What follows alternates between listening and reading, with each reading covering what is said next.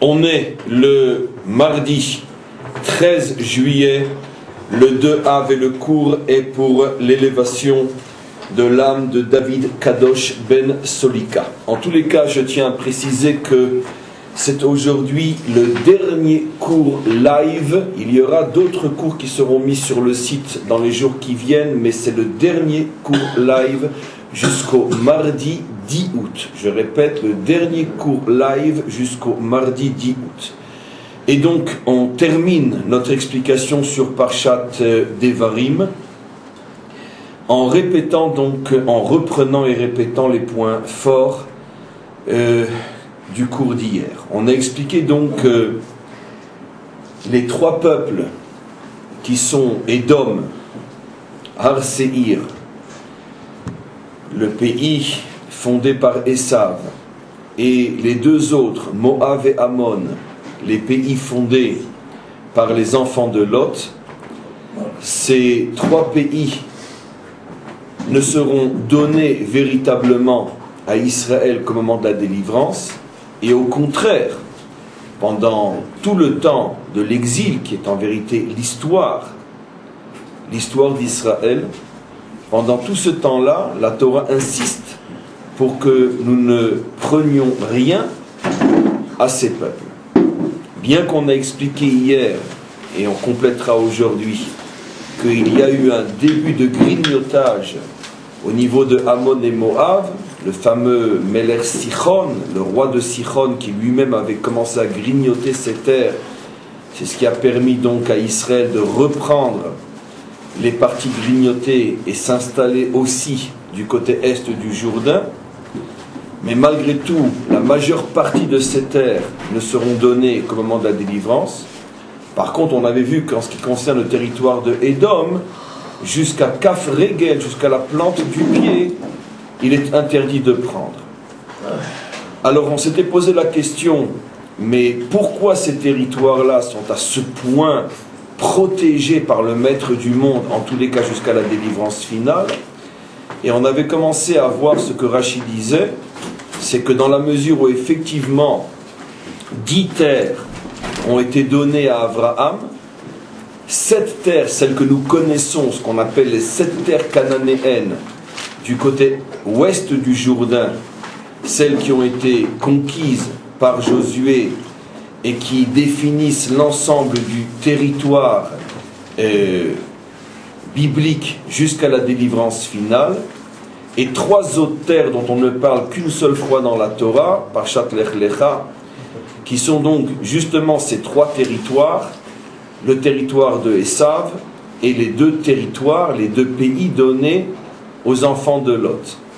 Et donc effectivement, Rashi avait expliqué que Abraham avait décidé, sur les 10 terres qu'il avait reçues, d'en donner 3 à ses autres enfants, entre parenthèses, son petit-fils Esav et son fils adoptif, considéré comme son fils Lot.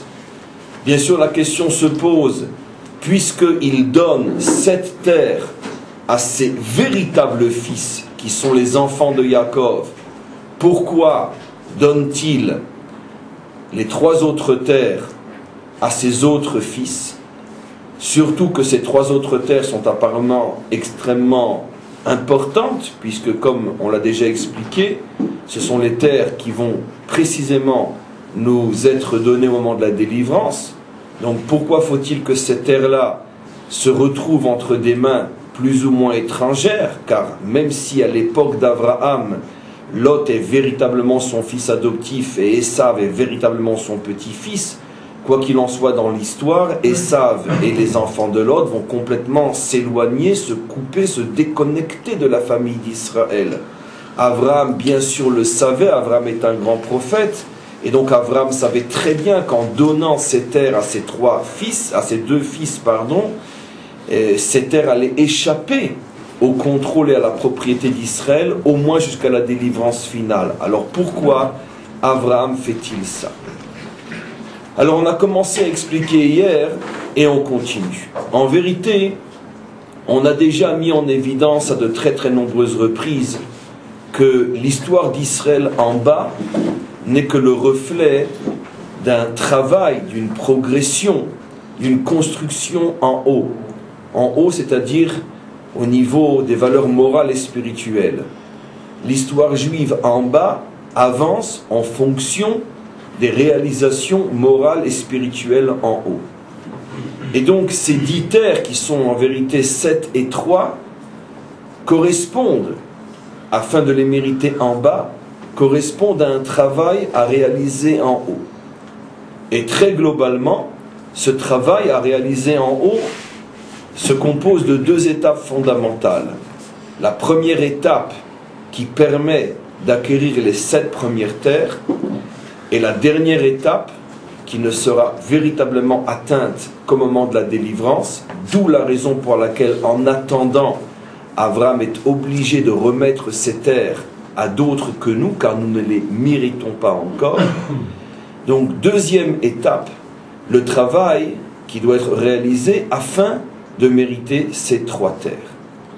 Puisque nous avons parlé de 2 étapes qui permettent d'acquérir 7 et 3 terres, automatiquement, il doit y avoir donc une différence au niveau du travail, et c'est ce que nous allons commencer à expliquer, bien que nous avons déjà introduit, comme je l'ai expliqué hier à la fin du cours, nous avons déjà introduit hier ce que je vais dire aujourd'hui. Très globalement, on pourrait dire que le mal se présente de 2 manières. Il y a le mal visible et le mal invisible. Quand je dis mal visible, c'est-à-dire que immédiatement, lorsque le mal est exprimé, ceux qui sont les témoins de ce mal le voient, il n'y a aucune possibilité de se tromper sur l'identité de ce mal. Le mal est mal, et généralement il fait mal. Mais il y a un mal beaucoup plus pernicieux, qui est invisible, mais pas seulement invisible. En vérité, il porte un masque. C'est tous les cours qui ont été commencés depuis le début de la semaine, et d'autres cours aussi. Et le masque porte terriblement à confusion, parce que le masque semble véritablement cacher le mal, en ce sens que le masque présente celui qui est mauvais exactement à l'inverse de ce qu'il est véritablement. C'est-à-dire donc que le mal se déguise, se dissimule derrière une apparence extrêmement trompeuse, et si on s'en tient à cette apparence, on ne peut en aucun cas deviner, ou plutôt on le devine, ou on le sait quand c'est déjà trop tard, comme un serpent qui sans faire de bruit t'attaque et t'étouffe, et tu n'as aucun moyen de te défendre, parce que quand c'est déjà trop tard, seulement à ce moment-là, tu te rends compte qu'il est autour de ton cou. Exactement de la même manière, ce mal-là attaque, arrive à conquérir le monde, et c'est quand c'est déjà plus ou moins trop tard qu'on se rend compte que finalement, il n'y avait qu'un masque et que derrière se cachait un véritable danger. Alors c'est la différence entre les 7 premières terres et les 3 dernières. Les 7 premières terres, à la main, ou dans la main des Cananéens, incarnent un type de mal ou un type de défaut qui est visible. Ça veut dire que les Cananéens représentent un type de civilisation qui ne cherche pas à masquer, qui ne cherche pas à cacher ses défauts, et qui, visiblement, se comporte d'une manière qui est mauvaise. À la différence, les 3 peuples qui nous seront donnés qu'au moment de la délivrance incarnent un type de civilisation qui fait tout pour cacher son mal et qui, pire encore, dissimule son mal derrière une apparence de bien. Comme on a expliqué depuis le début de la semaine, au niveau du chiffre 11, que qu'est-ce que représente le chiffre 11 dans le mal, c'est-à-dire les 10 structures du mal qui sont masquées par cette étincelle de sainteté, par cette étincelle de vérité qui a été volée, qui a été prise au monde de la vérité et qui, comme une sorte de masque ou de feuille de vigne, cache quelles sont véritablement les intentions de la structure mauvaise. Et donc ça, ce sont ces 3 peuples-là. Et pourquoi ces trois peuples ne sont donnés qu'au moment de la délivrance? Justement parce qu'il faut toute l'histoire humaine pour arriver donc à faire tomber le masque, pour arriver à dévoiler ce qui est caché et à mettre en évidence le mensonge. Et c'est ce qu'il prend le plus de temps. Donc encore une fois, l'histoire juive, ou plutôt la conquête de notre terre, se passe en deux temps qui correspondent aux deux étapes vers la perfection, vers le dévoilement de la vérité vraie. Dans un premier temps, l'homme doit se battre contre le mal visible. C'est déjà un combat en soi qui n'est pas évident, parce que même le mal visible n'est pas forcément facile à vaincre et à anéantir, parce que malgré tout, le mal a ses propres forces, les tentations, les envies. Il y a énormément de choses que l'homme fait alors qu'il sait pertinemment que c'est mal, mais la tentation, ou tout simplement la faiblesse humaine, font que l'homme n'arrive pas à ce qu'on appelle en hébreu les hitgaber, à se renforcer contre le mal. Et bien que le mal ne cache pas ses intentions, et bien que l'homme sache parfaitement qu'il est en présence du mal, il n'a tout simplement pas la force, ou il se sent trop faible pour arriver à aller contre ce mal. Et donc ça, c'est le premier combat qu'Israël doit mener sur terre, et c'est ce qui lui permet de conquérir la terre des 7 peuples. Il est quand même important de souligner et de se rappeler que pratiquement jamais dans notre histoire nous n'avons possédé l'ensemble des 7 terres. Je ne parle même pas des 3 autres. Même à l'époque du roi Salomon, il y avait toujours des enclaves non conquises. Et ça, on l'apprend dans le livre de Josué, dans le livre des Juges, et beaucoup plus tard encore, jusqu'à l'époque du roi David, par exemple, tout le Har Tzion était encore entre des mains non juives, cananéennes, jusqu'à l'époque du roi David. Il y a pratiquement eu tout le temps dans notre histoire, de ce côté ouest du Jourdain, des enclaves qui étaient encore entre des mains cananéennes. Pour des raisons historiques X et Y que l'on peut expliquer, qu'un historien pourrait expliquer et qu'un journal pourrait rapporter, mais ça c'est uniquement la raison visible. La raison profonde, c'est parce que même le premier travail de soumettre et d'anéantir le mal visible, même ce premier travail n'a jamais véritablement été terminé par Israël. D'où, et c'est là et seule véritable raison de tous les exils d'Israël. Comme nous le dit la Torah, dans le livre des Juges, que puisque nous n'avons pas pu ou nous n'avons pas voulu, peu importe, conquérir entièrement la terre qui était du côté ouest du Jourdain, c'est la véritable et première raison qui va faire que finalement nous allons perdre le premier et le deuxième temple et nous allons encore vivre 4 exils et après que nous nous soyons installés sur notre terre. Pourquoi? Quel est le rapport?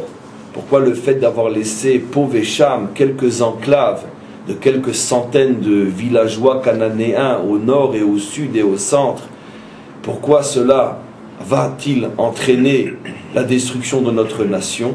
C'est clair que ce ne sont pas ces enclaves qui nous ont chassés, ce ne sont pas ces paysans cananéens qui finalement ont repris le pouvoir et ont détruit notre temple.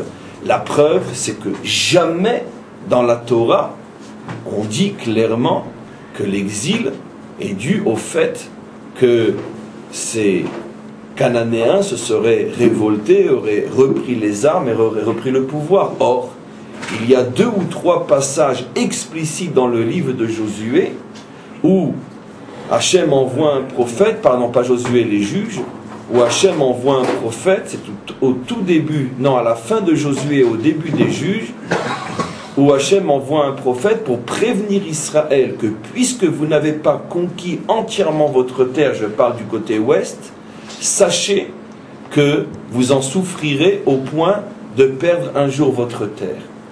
Et tous les commentaires s'étonnent sur cette prophétie, en ce sens que plus jamais dans l'histoire biblique, on va voir que ces enclaves ont comploté contre les rois d'Israël, ont repris le pouvoir et nous ont chassés.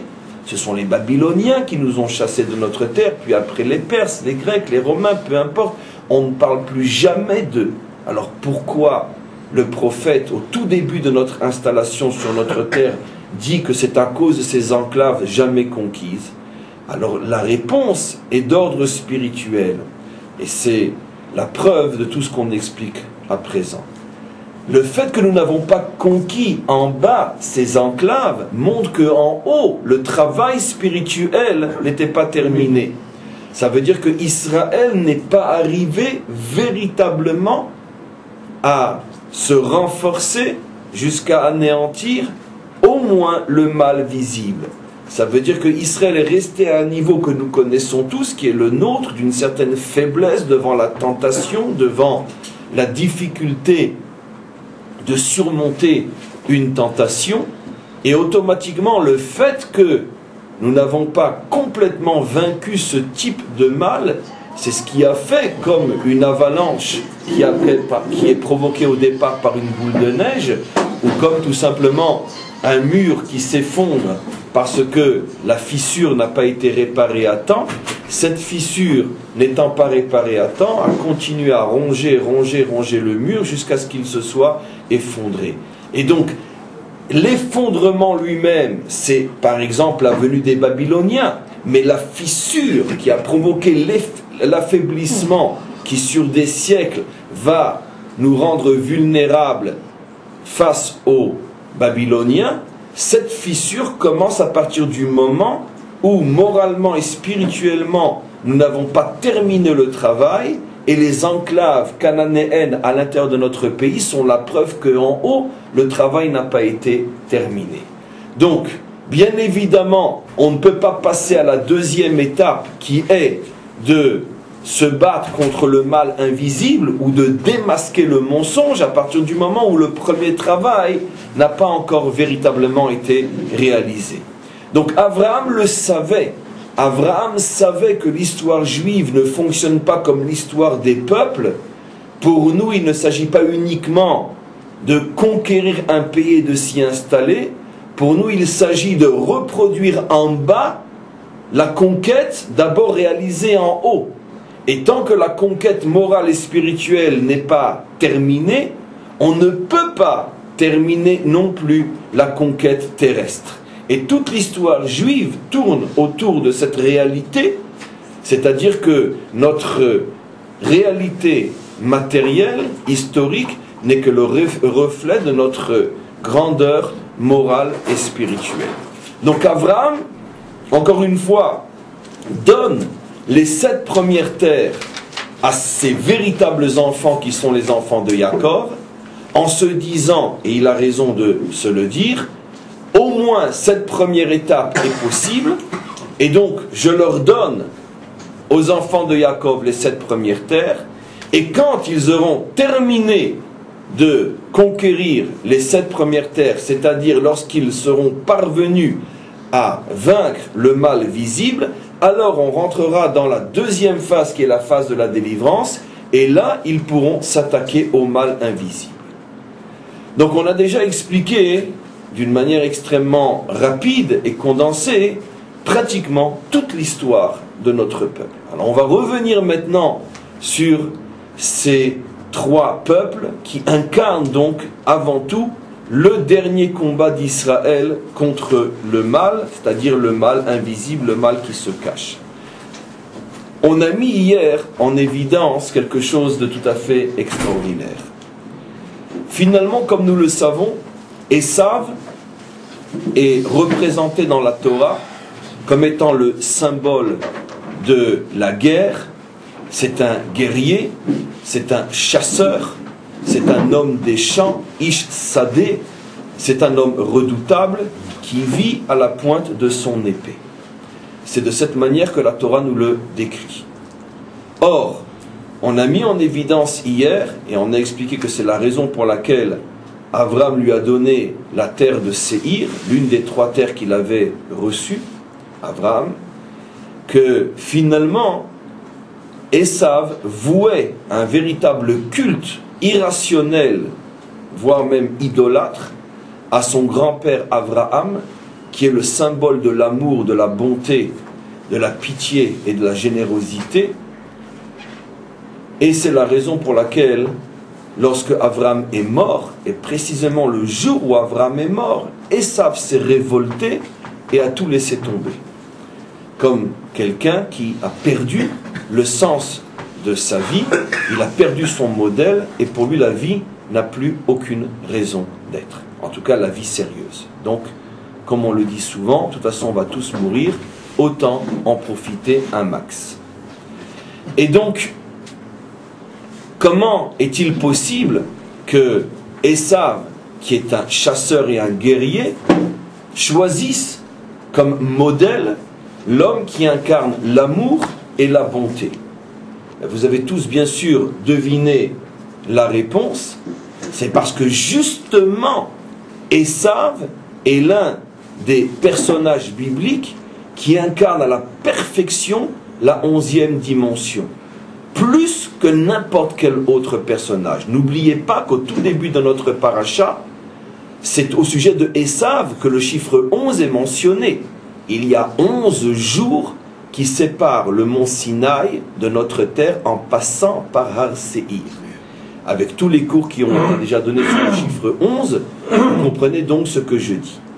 Esav incarne à la perfection la 11e dimension, c'est-à-dire un mal qui se cache grâce à une étincelle de vérité qui se trouve prisonnière à l'intérieur de son propre système.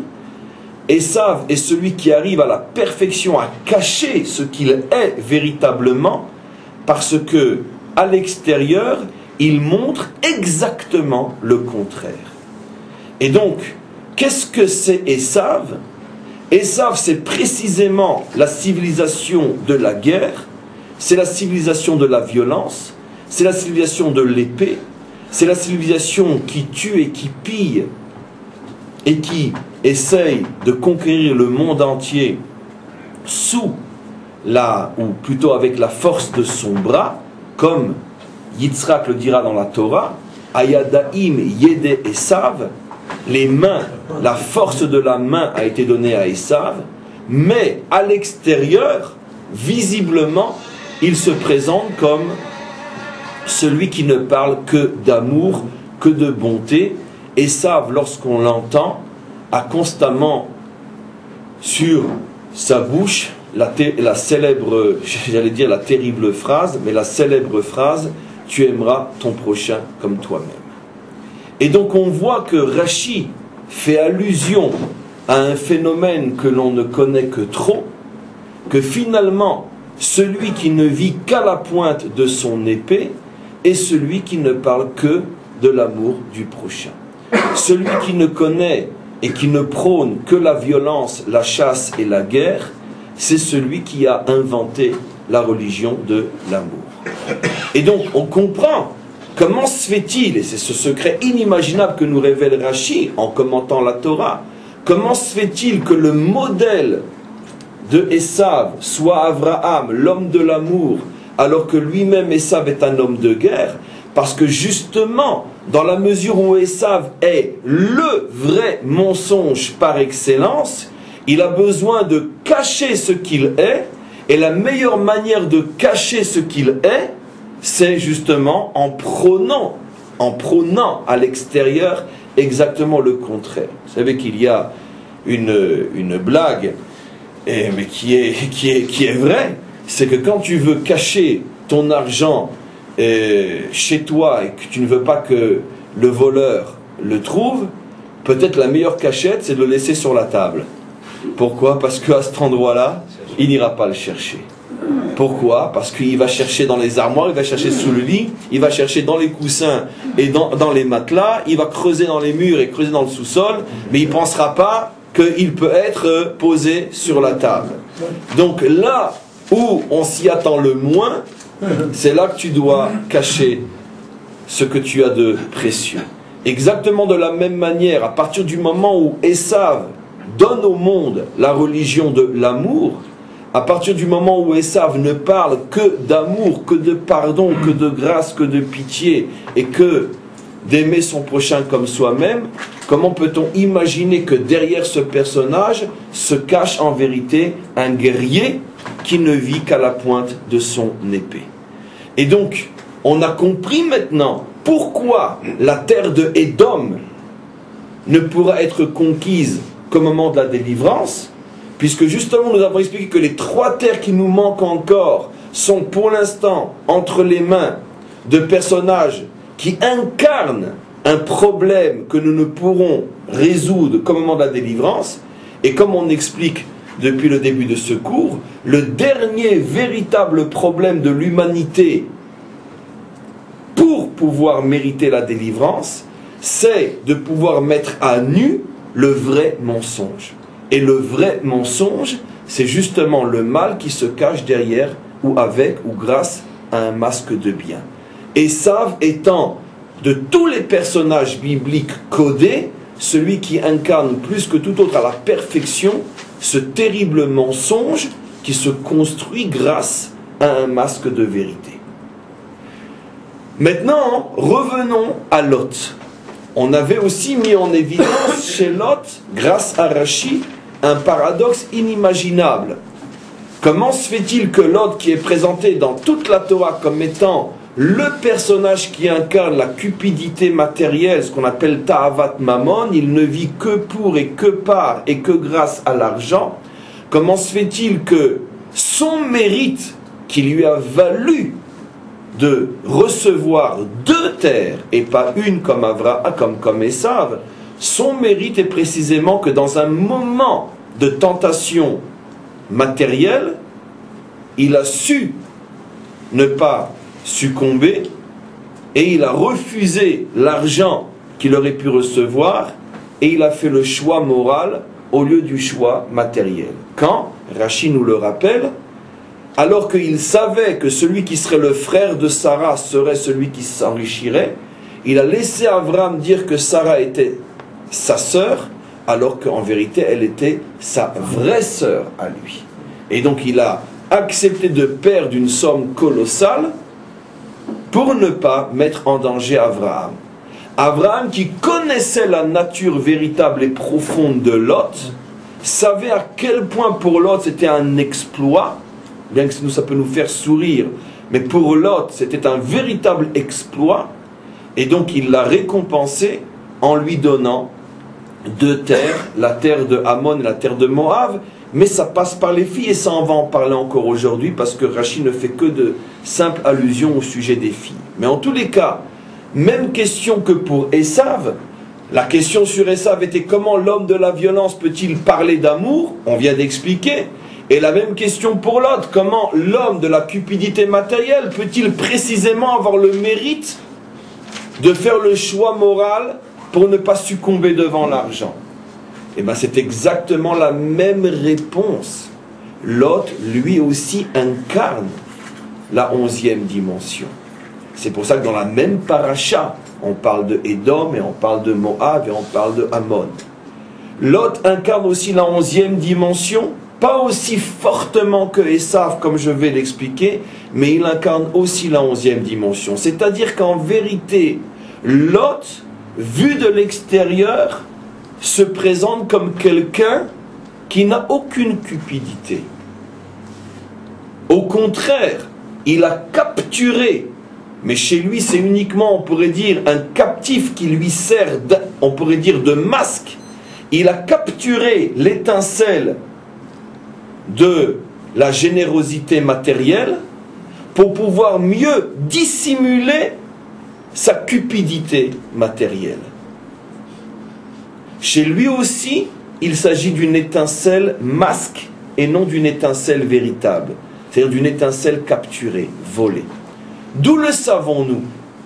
D'où savons-nous que Lot fait tout pour se faire passer pour un homme généreux? Je parle sur le plan matériel.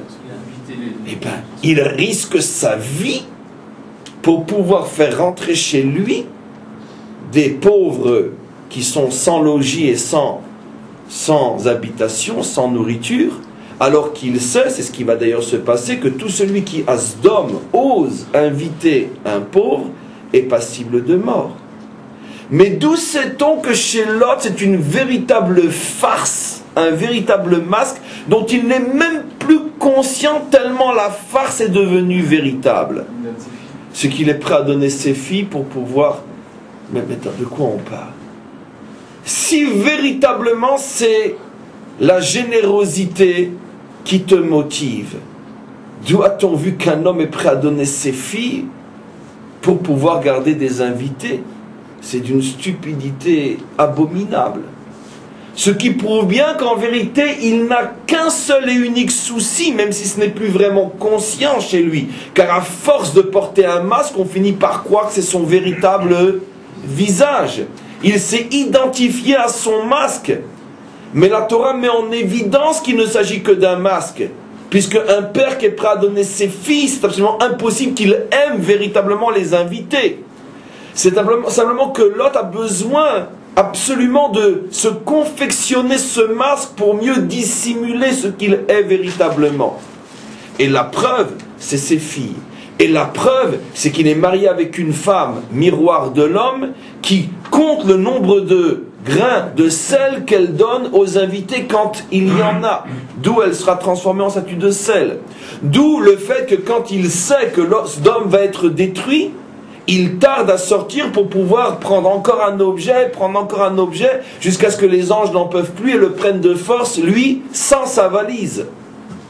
Donc c'est clair que jusqu'au dernier moment, c'était un véritable farceur, un véritable comédien. C'est sa feuille de vigne pour ne pas voir l'animalité en lui. Donc automatiquement, c'est vrai que Lot est capable de montrer qu'il ne tient pas à l'argent. C'est vrai qu'il a été capable de le faire pour ne pas dénoncer Abraham. Et c'est vrai qu'Abraham lui en a tenu, a été reconnaissant et lui a donné ses terres. Mais chez Lot, c'est la 11e dimension. Ce n'est qu'une farce. Et on comprend maintenant qu'en vérité, quand Abraham lui donne ses terres, c'est pas pour le récompenser, mais c'est une véritable peau de banane. Puisque Abraham n'a donné les 3 terres de la délivrance qu'à ceux qui étaient des farceurs. Ceux qui portaient le masque d'une moralité qu'ils n'ont absolument pas, si ce n'est ailleurs que dans leur masque. Vous comprenez? Donc Abraham a été extrêmement malin. En donnant ces 3 terres à Esav et à Lot, il nous a signifié, sachez que à cet endroit-là se trouvent les plus grands farceurs de l'histoire. Et quand vous aurez le mérite de faire tomber le masque, alors vous recevrez ces terres. Il s'agit bien sûr de codes et de métaphores. Aujourd'hui, ce n'est pas ces terres en tant que telles, ce n'est pas les Jordaniens en tant que tels. Il s'agit de concepts bibliques qui sont au-delà de l'espace et du temps. Mais cela nous indique que le dernier combat d'Israël, c'est justement contre les masques, contre toutes ces civilisations, contre toutes ces idéologies, contre toutes ces religions masques qui en vérité sont portées par des démons. Maintenant, allons un petit peu plus loin. Rachi fait remarquer que Lot reçoit 2 terres qui vont être données à ses 2 filles. L'une s'appelle la terre Moab et l'autre s'appelle Ammon. D'où viennent ces noms? L'aînée a été la première avec son père, et quand elle a eu cet enfant, l'aîné, elle l'a appelé Moab, qui veut dire en hébreu Me'aba. Il est le fils de mon père. Et Rachi fait remarquer qu'elle manquait énormément de pudeur, et tout simplement de respect, pudeur dans le sens de respect, puisqu'elle a dévoilé au monde entier pour l'éternité que cet enfant était un bâtard, fils de son père. D'un autre côté, dit Rashi, la cadette était extrêmement pudique. Elle l'a appelé Amon, qui vient du mot âme, le peuple, et elle n'a fait aucune allusion au fait que cet enfant venait de son père. Et donc, comme dit Rashi, signe de pudeur et de respect de la part de cette fille. Si on s'en tient à ce Rashi, alors on arrive à la conclusion fausse, comme quoi la cadette était plus grande moralement que l'aînée. Or, selon le principe connu des maîtres d'Israël qui disent Divrei Torah aniyim bimkom echad ve'ashirim bimkom acher, les paroles de la Torah sont pauvres dans des endroits et riches dans d'autres, ce qui veut dire que pour pouvoir véritablement se faire une idée vraie, il faut reprendre et retrouver tous les morceaux, toutes les parcelles de cette vérité, les reconstituer, et seulement à ce moment-là on a la vérité vraie, parce que les enseignements de la Torah sont donnés sous la forme d'un puzzle éclaté qu'il faut reconstituer. Et donc on ne peut jamais arriver à une conclusion à la seule lecture d'un enseignement, car peut-être et toujours il y a d'autres enseignements sur ce sujet qui viennent nuancer, contredire et nous permettre de mieux comprendre de quoi il s'agit.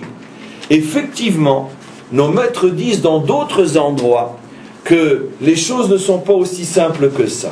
Par exemple, Rashi fait remarquer dans l'union entre les filles et leur père, Rashi fait remarquer, vous le verrez sur place dans ces versets-là, donc dans Parshat Vayira, Rashi fait remarquer que effectivement, lorsque la grande a été avec son père, le père ne s'en est pas rendu compte, parce qu'il a été saoulé.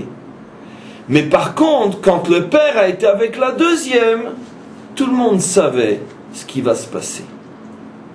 Rashi fait remarquer ça à partir d'une allusion qui est dans la Torah, peu importe, vous verrez vous-même. Ce qui veut dire que quand la deuxième a été avec son père, c'était pas si saoulé que ça, c'était beaucoup plus consentant que ça en avait l'air.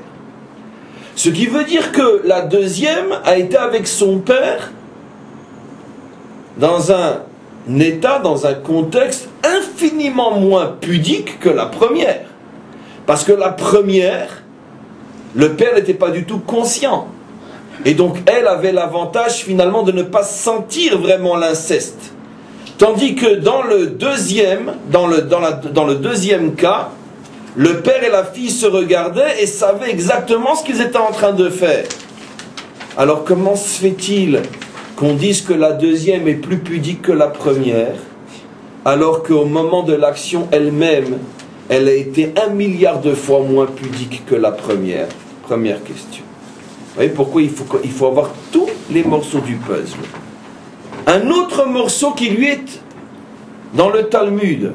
Nos maîtres disent que la raison pour laquelle Ruth est sortie de Moab et non de Ammon, c'est-à-dire la mère du Mashiach est sortie de Moab et non de Ammon, c'est parce que la première était plus grande que la deuxième, parce qu'elle a pris l'initiative d'aller avec le père pour sauver le monde, puisque dans sa conception à elle, et sincère, elle était sûre que par cet acte-là, elle allait sauver le monde de l'anéantissement, que eux trois étaient en train de revivre un nouveau déluge.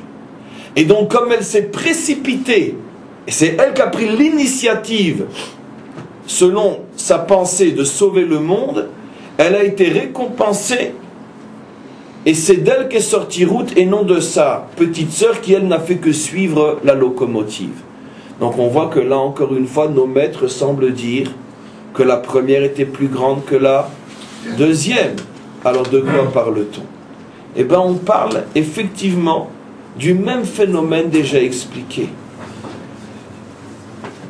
La deuxième était bien sûr infiniment moins pudique que la première. La preuve, c'est qu'au moment où elle s'est unie avec son père, il, au pluriel, le savait. Mais pourquoi elle n'a pas voulu appeler son fils du nom de son père comme la première? Pour donner le change, pour donner l'apparence d'être une femme pudique. Moi, je ne serais pas comme ma grande sœur qui, elle, ose dire que... Ça veut dire qu'encore une fois, elle a porté le masque. Elle porte ce voile qui ne laisse apparaître que ses yeux, mais attention ce qui se passe sous la robe. Et donc, ça c'est Ammon. Ça veut dire encore une fois le masque d'une pudeur, alors que mieux vaut ne pas ouvrir la porte de la chambre. Et c'est exactement ce qui se passe avec elle. On est encore une fois dans la 11e dimension. Plus c'est sale et abominable, et plus on porte le masque du contraire. La grande, elle a moins ce problème. Elle l'a moins. Et justement, c'est la raison pour laquelle elle a appelé cet enfant Moab, bien que c'est vrai que c'est un manque de pudeur. Mais ce manque de pudeur montre aussi sa grandeur. Elle a voulu enseigner au monde entier que parfois, pour faire le bien, il ne faut pas hésiter à faire des choses qui, en soi, ne sont pas forcément belles, mais la kavana, l'intention, prend le dessus. Et c'est exactement ce que nous apprenons de la grande, que parfois, quand l'intention est véritablement pure, alors il ne faut pas trop regarder l'action. Parce que l'intention récupère l'action. C'est ce que nos maîtres disent dans leur langage. Parfois, mieux vaut une avera lishma qu'une mitzvah chez lo lishma. Mieux vaut parfois une faute faite avec une bonne intention qu'une bonne action faite avec une mauvaise intention. Ce n'est pas bien sûr que Dieu préserve un principe absolu.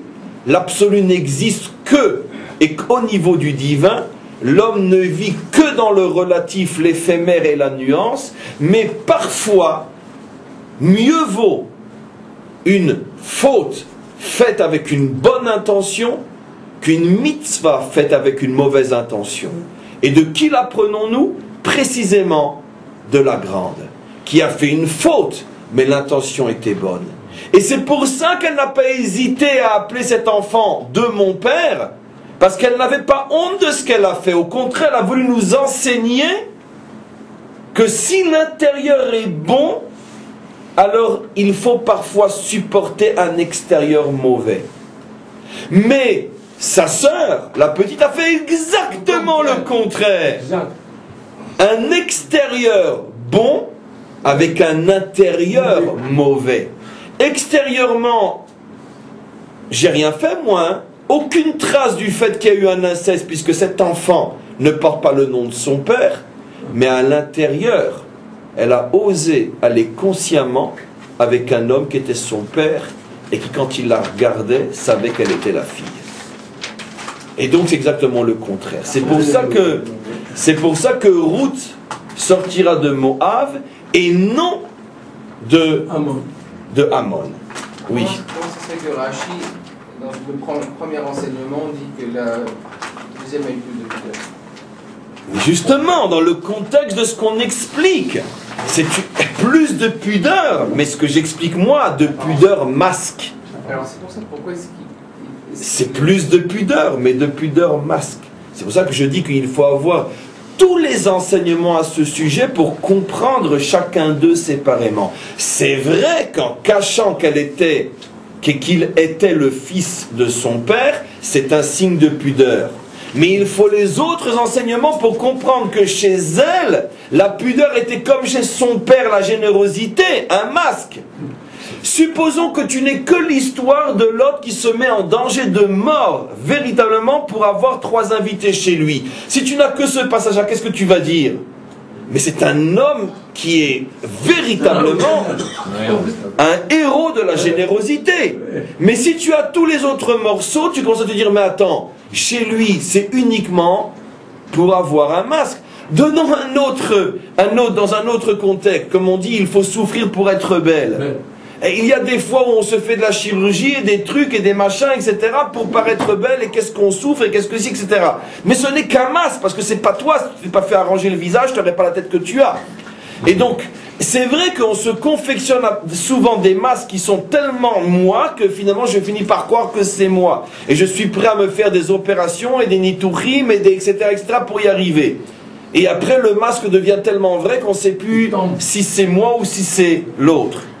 Mais ça ne reste qu'un masque, parce que finalement, c'est pas vraiment ton vrai visage au départ. Ça veut dire que chez la cadette, la 11e dimension, elle est beaucoup plus approfondie. Ce qui veut dire que chez la cadette, la 11e dimension est beaucoup plus approfondie. Dire que la 11e dimension a commencé chez le père, mais elle a été atténuée un petit peu chez l'aîné, et c'est pour ça qu'elle aura le mérite de faire sortir d'elle le Mashiach.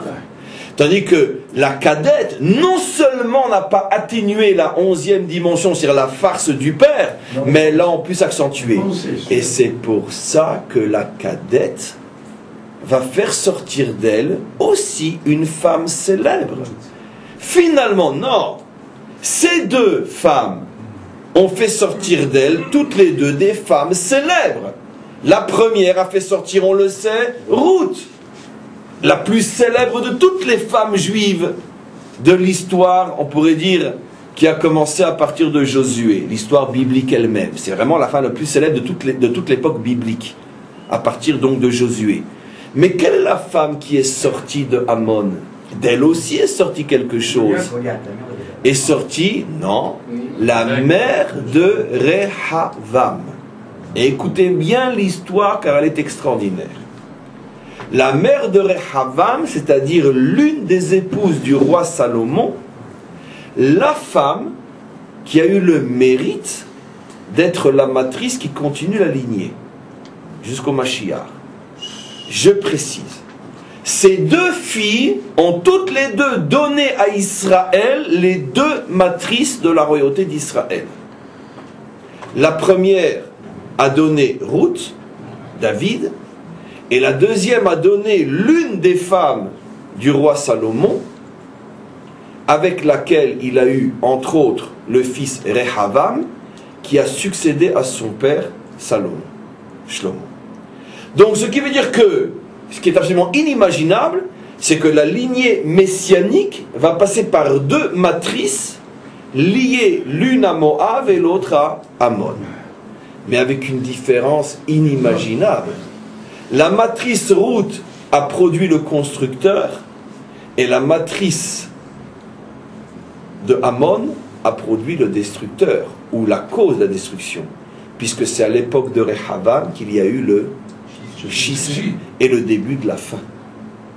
Ce qui veut dire que c'est vrai que les deux donnent une matrice qui permet que continue la lignée davidique ou messianique, mais avec une différence énorme qui est porteuse du message qu'on explique, c'est que Ruth va donner David, Ruth va donner Shlomo, deux constructeurs, mais l'autre, celle qui sort de Ammon, va donner un enfant qui va, de son règne, être la cause du schisme et donc des exils d'Israël. Et pourquoi? Parce que justement, dans la mesure où la cadette ne portait un bien, une pudeur que masque, automatiquement le masque finit par tomber un jour et ce qui sort d'elle est cause de la destruction de notre peuple. Bien que, en même temps, ça fasse partie de la lignée messianique. Mais pour bien que l'on comprenne le message. Donc maintenant, on comprend pourquoi ces trois terres sont entre les mains de deux personnages, Esav et Lot et ses filles, qui incarnent tous le problème de la 11e dimension lorsqu'elle est du mauvais côté. La 11e dimension lorsqu'elle est du mauvais côté, c'est encore une fois le masque du bien qui cache l'abomination du mal. Et donc, ces personnages sont bien sûr des codes bibliques qui nous font comprendre où se situe le véritable problème, le dernier problème de l'histoire humaine afin de mériter la délivrance. Il ne suffit pas uniquement de se battre contre le mal visible, symbolisé par les 7 premières terres.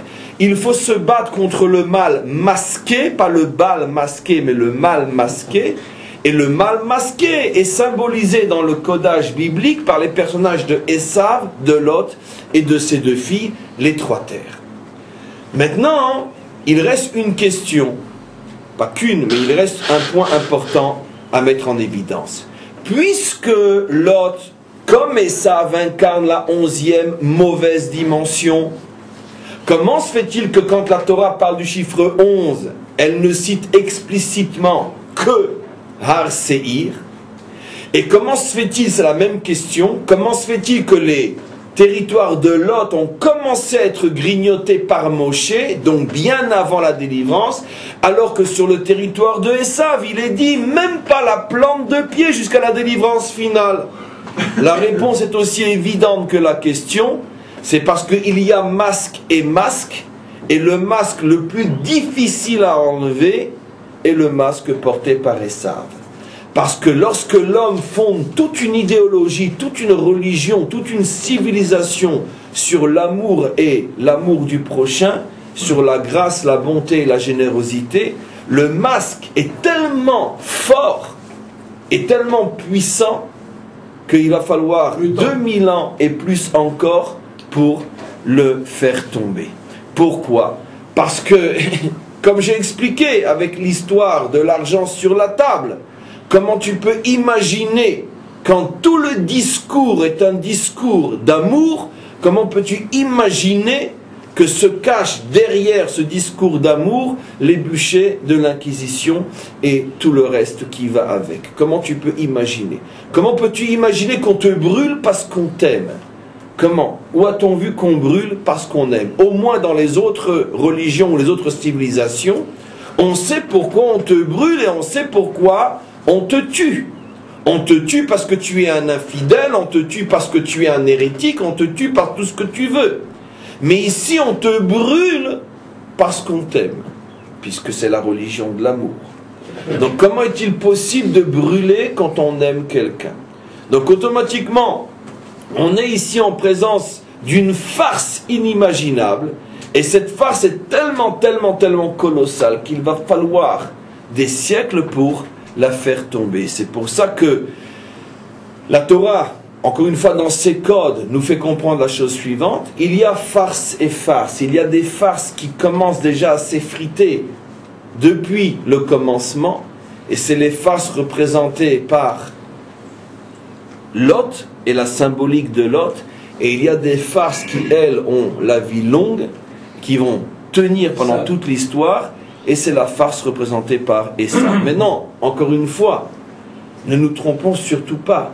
Lorsqu'on parle de Esav, bien que j'ai l'air de ramener uniquement mon explication au Esav que l'on connaît, la religion de l'amour, c'est clair que ça va beaucoup plus loin que ça. Ça concerne aussi et surtout chacun d'entre nous. Car nous sommes tous, comme je l'ai expliqué, toute la Torah.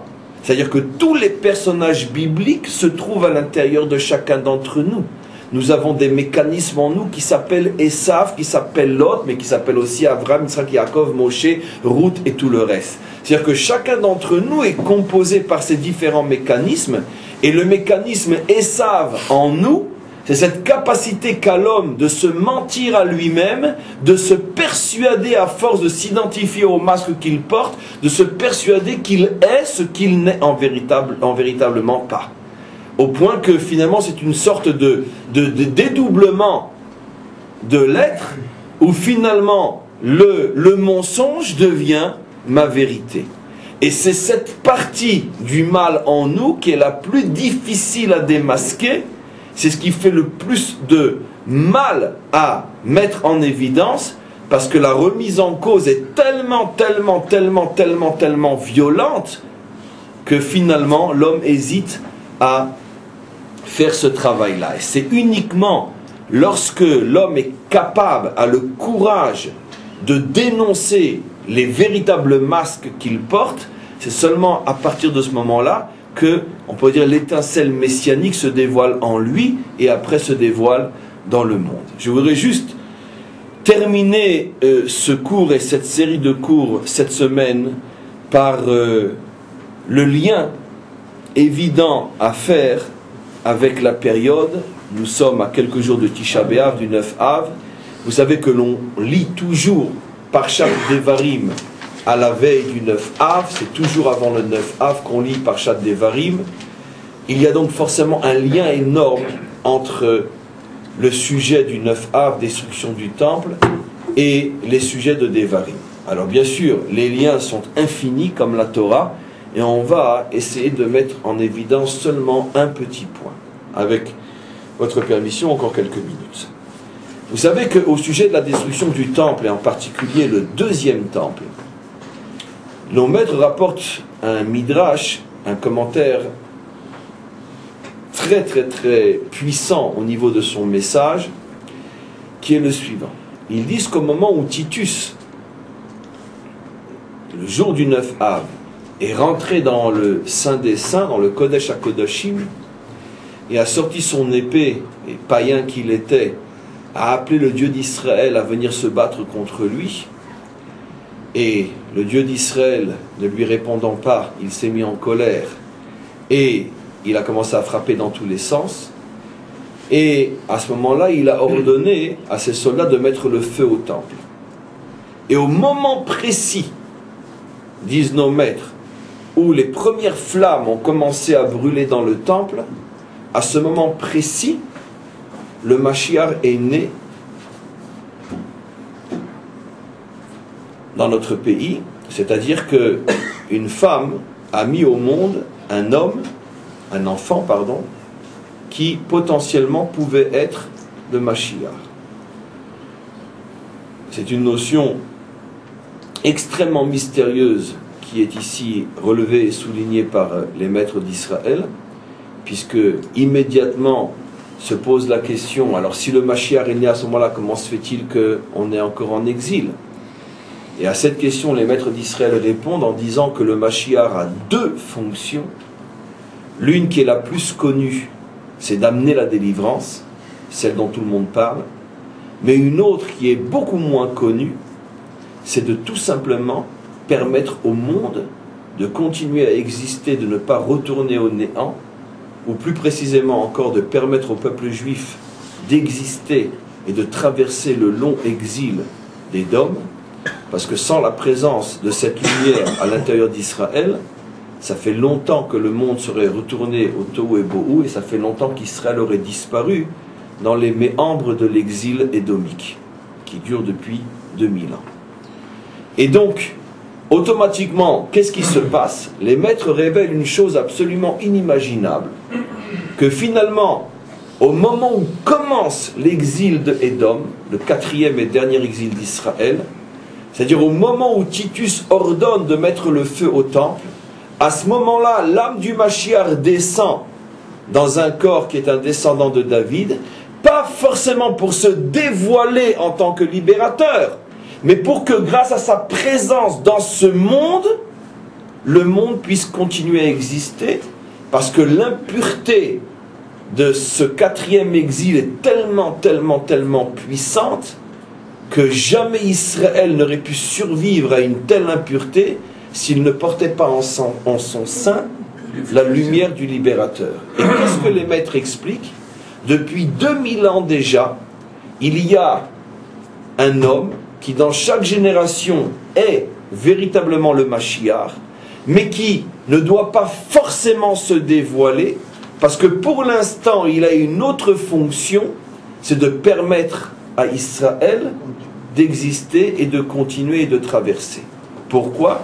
Parce que la présence de cet homme-là à l'intérieur de notre peuple procure à l'ensemble des âmes d'Israël une force inimaginable qui fait que nous avons le courage, les moyens de continuer. Et donc, qu'est-ce qui se passe avec cette âme-là? C'est un homme, c'est peut-être le plus vieux de tous, puisque c'est le seul qui, à la différence de nous tous, lorsqu'il a terminé son travail, ne retourne pas, c'est-à-dire son âme, au Gan Eden.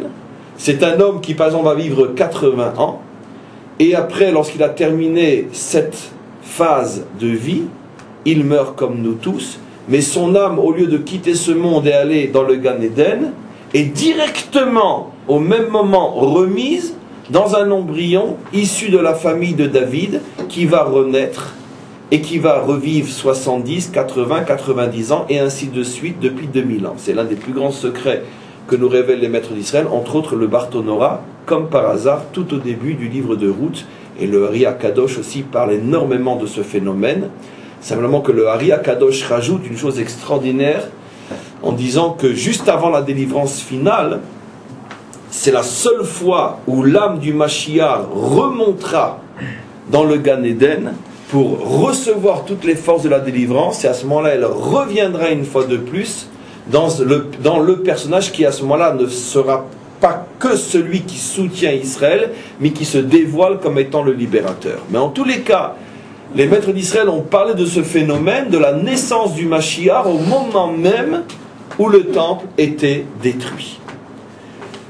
Alors maintenant, ce qu'il faut comprendre, c'est la chose suivante. C'est que, comme je l'ai expliqué hier soir dans un autre cours, ce que je viens de dire, c'est que au moment où commence l'exil de Édom, au moment où le temple est brûlé, à ce moment-là, Dieu fait descendre l'âme, ou plutôt fait naître le Mashiach sur terre, et il ne nous quittera plus jamais, et ceci pour que la lumière de la rédemption, la lumière de la délivrance nous accompagne de génération en génération pour que nous ne sombrions pas dans le désespoir de cet exil. Donc il semblerait, tel que je le dis, que c'est parce qu'il y a eu destruction qu'il faut que cette âme descende.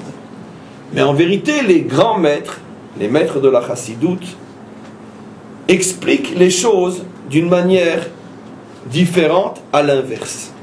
C'est pas contradictoire, les deux sont vrais, ce sont deux approches, bien qu'à l'extrême opposé, mais deux approches d'une même vérité, tout dépend de quelle manière tu prends et tu expliques la situation. Les maîtres de la chassidoute disent qu'en vérité c'est le contraire qui est vrai. Ce n'est pas parce que Titus brûle le temple et que commence le 4e exil que cette âme doit descendre, ce qui est juste en tant que tel, mais c'est aussi le contraire qui est vrai. Cette âme descend parce qu'est arrivé le moment pour qu'elle descende, et au moment où cette âme descend, la manifestation extérieure de son dévoilement, c'est la destruction, le Khorban, et apparemment la catastrophe. Donnons un exemple simple pour comprendre ce que je dis. Vous savez que nos maîtres comparent toujours la délivrance à une naissance. Au moment où une femme accouche, elle hurle, elle est déchirée, le sang coule, et même l'enfant qui naît se met à hurler. Celui qui n'a jamais accouché, celui qui n'a jamais assisté à un accouchement, et ne verrait que l'image de l'expulsion des cris et des douleurs, avant l'époque de la péridurale, qu'est-ce qu'il croit qu'on est en train de vivre un cauchemar? Or, on est en train d'assister en direct à un acte de vie, un acte de bonheur inimaginable. Comment se fait-il que la vie, que le bonheur doivent déchirer, faire saigner pour pouvoir sortir? Parce que c'est l'un des principes fondamentaux avec lesquels Dieu a créé son monde et gère l'histoire. Toute apparition de vie véritable nécessite une déchirure et une destruction apparente. Parce que la vie, et je vais expliquer bien sûr tout de suite pourquoi, la vie n'apparaît que du milieu même d'une apparente destruction, d'une apparente déchirure.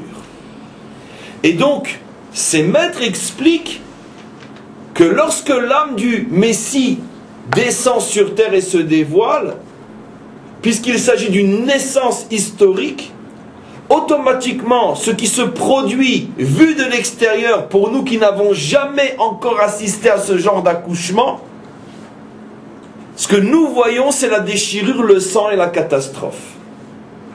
Parce que c'est une naissance. Donc cette explication prend exactement le sens inverse.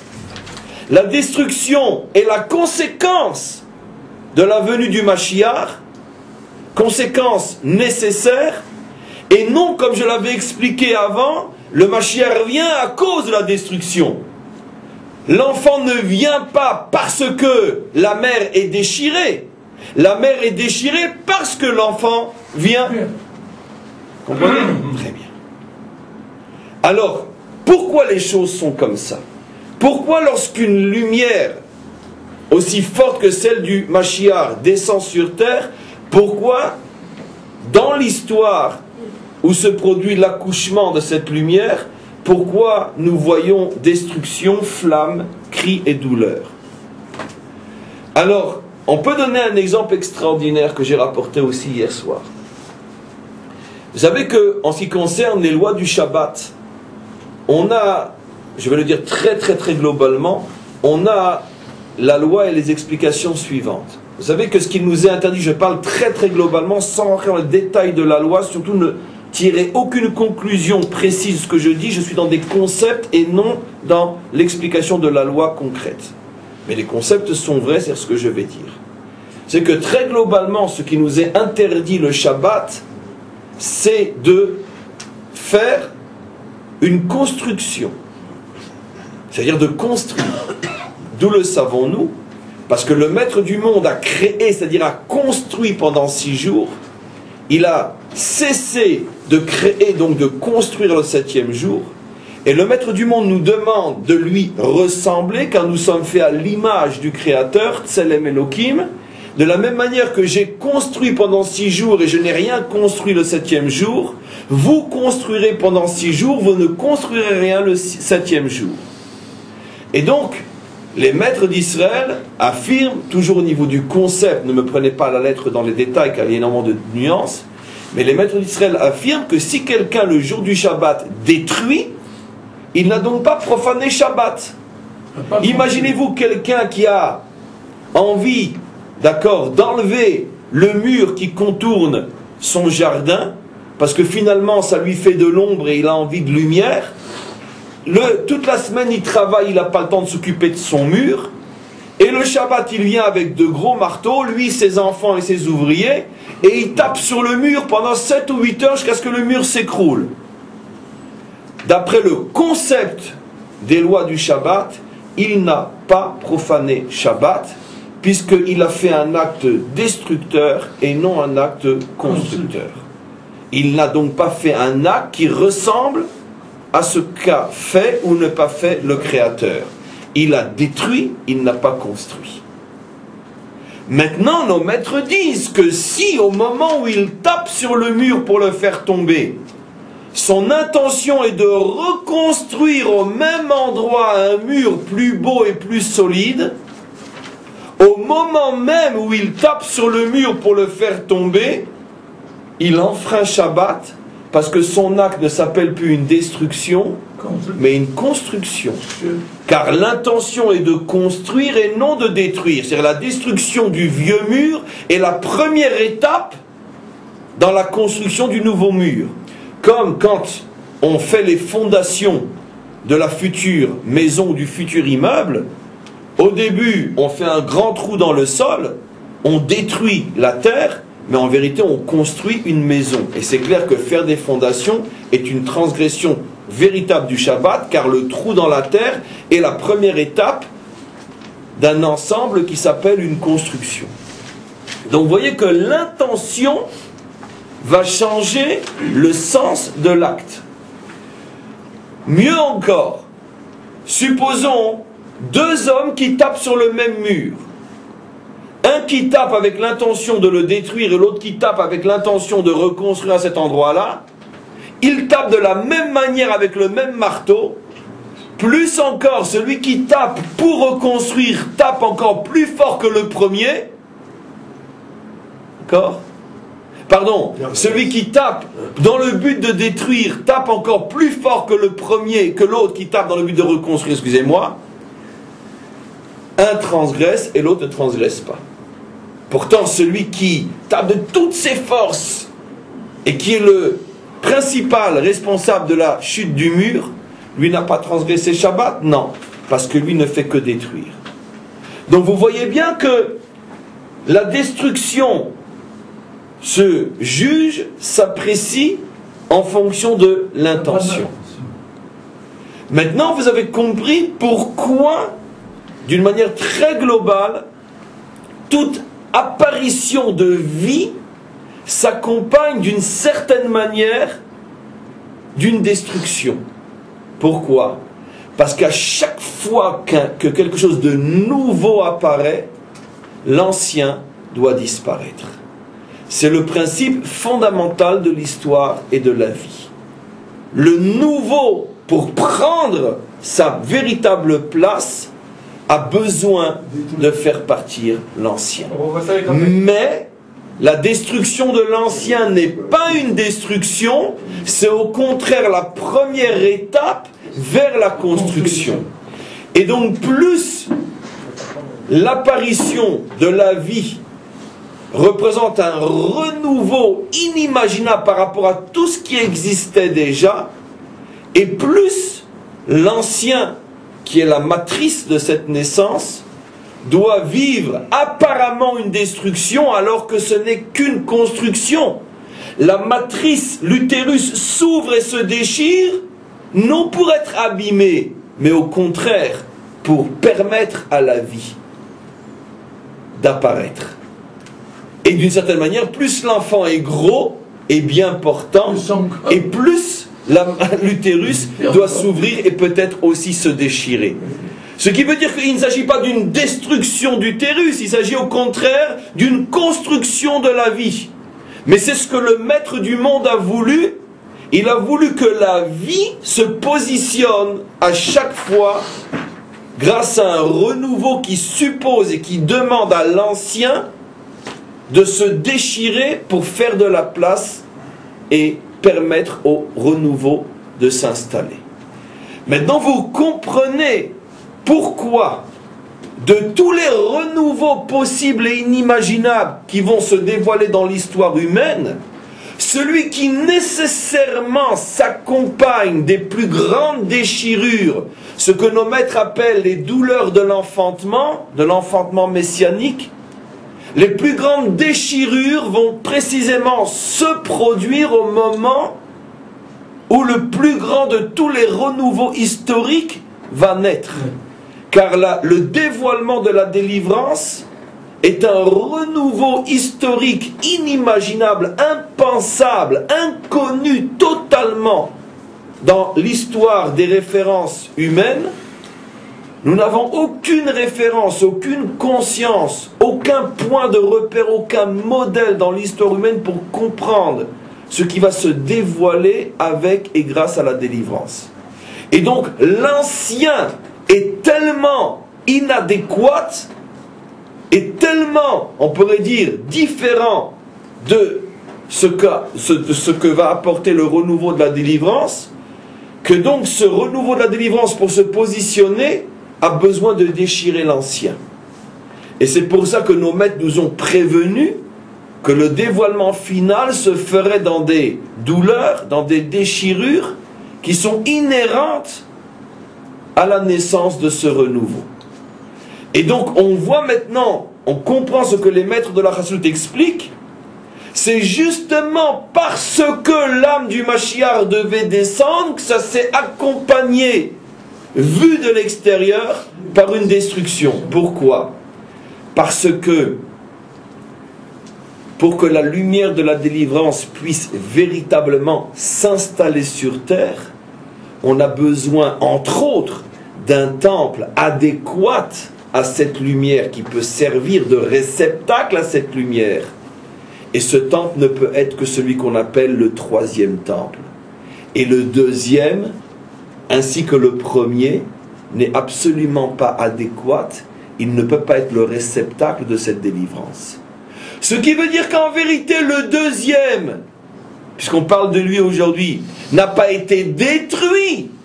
Il a été enlevé pour permettre au troisième d'être construit à l'endroit du deuxième. Donc tout dépend de l'intention. Pour ceux qui assistent à l'accouchement historique vu de l'extérieur, c'est la première fois qu'ils voient ce genre d'accouchement, qu'est-ce qu'ils disent? Le temple a été détruit. Mais pour ceux qui voient avec les yeux de la pensée profonde qui est la compréhension des maîtres d'Israël, ils ne disent pas le deuxième temple a été détruit, ils disent le troisième temple a commencé d'être construit. Car tant que le deuxième est là, le troisième ne peut pas s'y trouver. Pourquoi on prend le deuil? Très bien. Pourquoi on prend le deuil? Tout simplement à cause du principe fondamental d'Ivra Torah Kilshon Bene Adam. La Torah parle le langage de l'homme. La Torah traduit ta propre perception en termes de lois qui correspondent à ton niveau.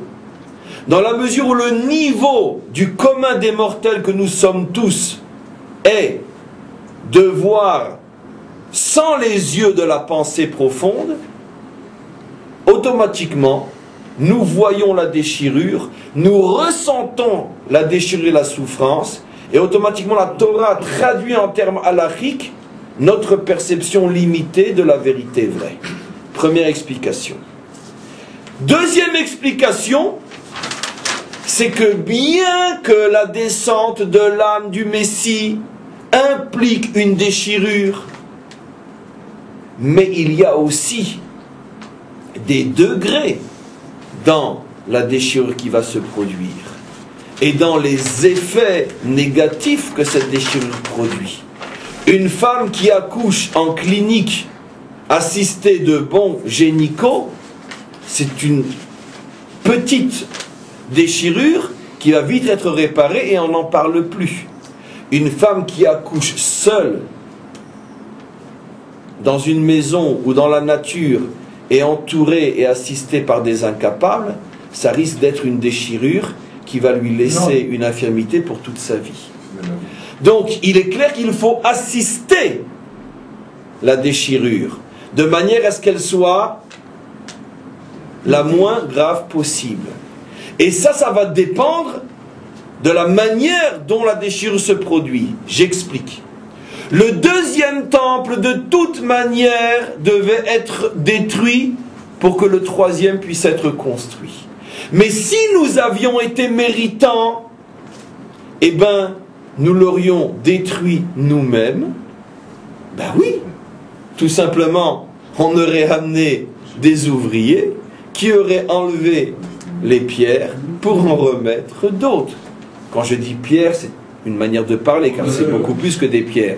Ça veut dire, et c'est exactement ce qui aurait dû se passer, de toute façon, le 9 Av, l'âme du Mashiach devait descendre. Mais si nous avions été méritants, nous aurions pu immédiatement construire le troisième temple, et on aurait, dans la joie et dans les chants, enlevé le deuxième pour y mettre tout de suite le troisième. Déchirure il y aurait eu. Mais dans la joie et dans les chants, le bon gynéco est là, ne vous inquiétez pas madame, tout se passe bien. Je contrôle la situation. Et ça se fait effectivement, plus ou moins dans les chants et dans la joie. Mais comme nous n'avons pas été méritants, déchirure il y a eu. Mais une déchirure sauvage qui a laissé une infirmité, et il nous faut 2000 ans pour que la cicatrice se fasse.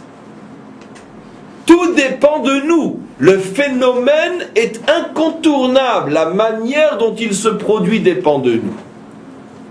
Maintenant, ceci dit, il est clair que plus nous nous approchons de la délivrance finale, et moins nous ressentons la lourdeur pesante du 9 Av, et il est clair que pour nous tous qui malheureusement avons fêté un jour le 9 Av à Paris ou ailleurs, et que nous avons le bonheur de le fêter aujourd'hui à Jérusalem, le 9 Av à Jérusalem aujourd'hui est plus joyeux que Simchat Torah à Paris. C'est clair. Ben c'est vrai. C'est sûr et certain.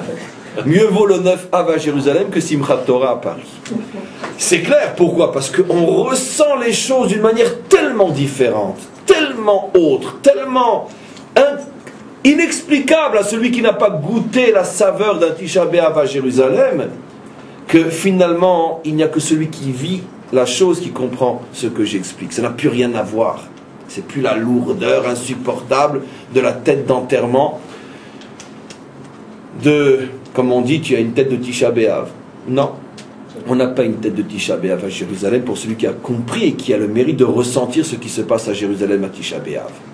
Et c'est la raison pour laquelle nos maîtres disent que le jour de joie le plus grand au moment de la délivrance sera précisément Tisha B'Av. Parce qu'à ce moment-là va se dévoiler la vision profonde des yeux de la pensée, où il ne s'agissait pas d'une destruction, mais de la première étape vers la reconstruction. Quel est le lien avec Devarim?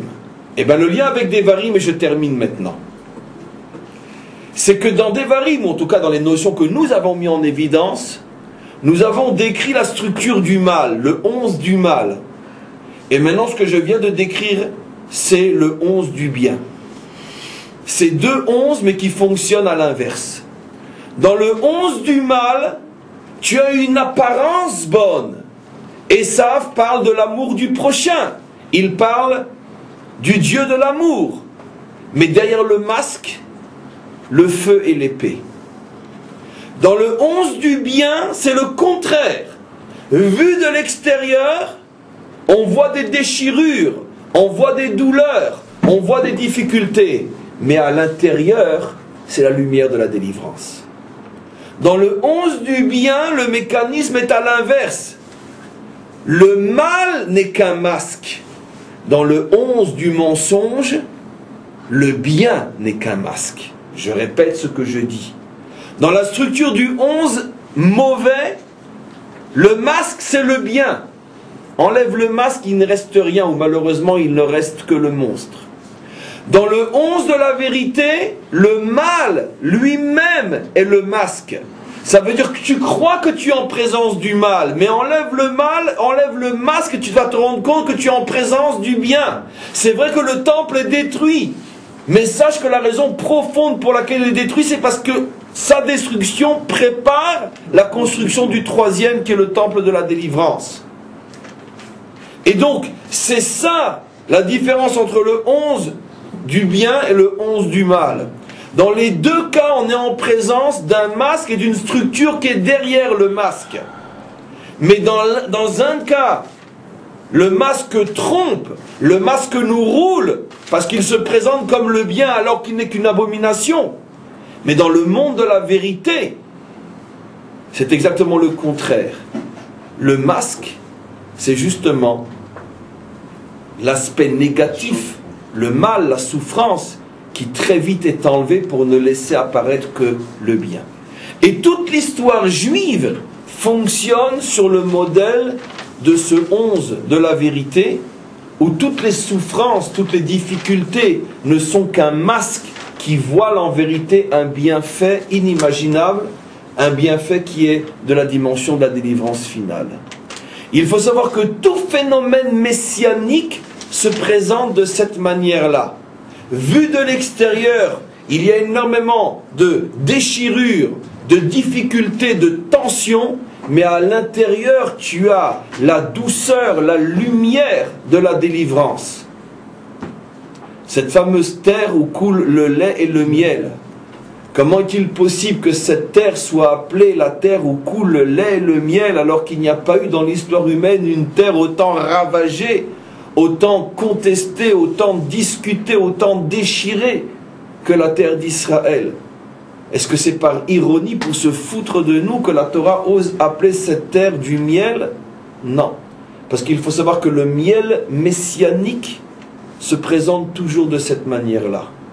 À l'extérieur, quelque chose de dur et de difficile à supporter, mais à l'intérieur, un véritable miel qui est le miel de la délivrance, le miel du Messie lui-même, qui se présente de cette manière-là.